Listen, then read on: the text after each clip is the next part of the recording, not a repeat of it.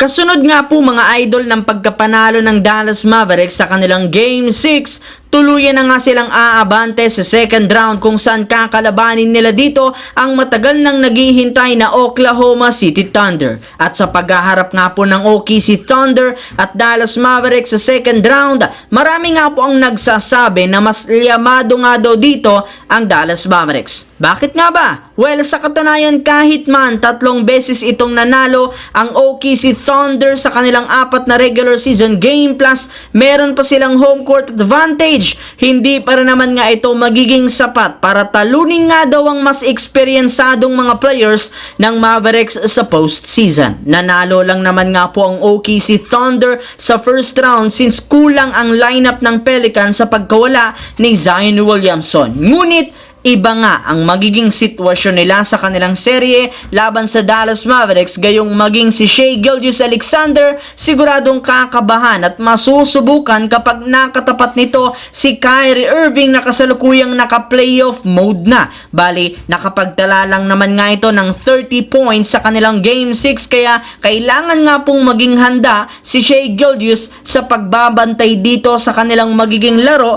na magsisimula na sa darating na May 8. Samantala, matapos nga po ang matanggal-tagal na paghihintay at pagre-request ng mga Lakers fans sa front office nila ay sa wakas tinupad na rin naman nga nila ang hiling na tanggalin si Coach Darvin Ham. At ayon nga po mismo sa inilabas na balita ng Los Angeles Lakers sa kanilang official social media pages, tinanggal na nga po nila ang kanilang head coach matapos ang 2 taon na pananatili nito. At kasabay niyan, may ilang mga Lakers fans rin naman ang natuwa at nagbunyi sa inilabas na balita, gayong isa nga si Darvin Ham sa mga naging rason ng kanilang maagang pagkalaglag.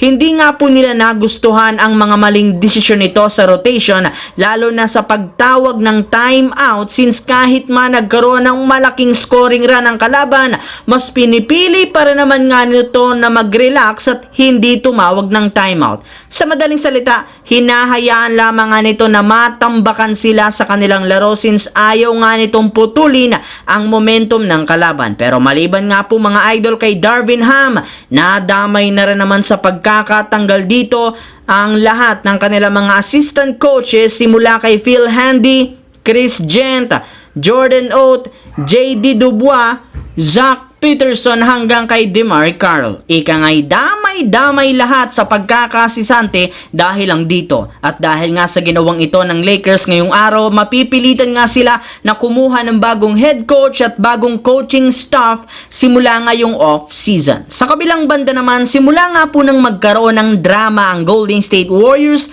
sa kanilang team sa pagsuntok ni Draymond Green kay Jordan Poole, hindi na nga bumalik pa ang dati ang lakas sana ng kanilang kupunan. 2 beses magkasunod na silang nagkaroon ng palpak na kampanya last season at ngayong taon. At sa masakit pa dyan, mas lalong lumalala nga po ang pagkalaglag ng kanilang team. Gayong simula nga po sa pagkakapasok nila sa second round last year, hindi na nga sila umabot pa sa playoffs ngayon at maagang natanggal. Kaya isang malaking katanungan, paano nga ba magkakampiyon muli ang Golden State Warriors since humihina na rin naman ang isa sa kanilang mga key player gaya ni Klay Thompson? At base nga po mga idol, sa ilang mga analysts at fans ang nag-iisang paraan para makakuhang muli ng titulo ang Warriors at hindi nila masayang ang prime years ni Stephen Curry ay sa pamamagitan ng pagkuha muli at pagpapabalik kay Kevin Durant since kailangan nga talaga nila ngayon ng isang legit at mapagkakatiwalaang scorer na kayang bumuhat at magtala ng malaking puntos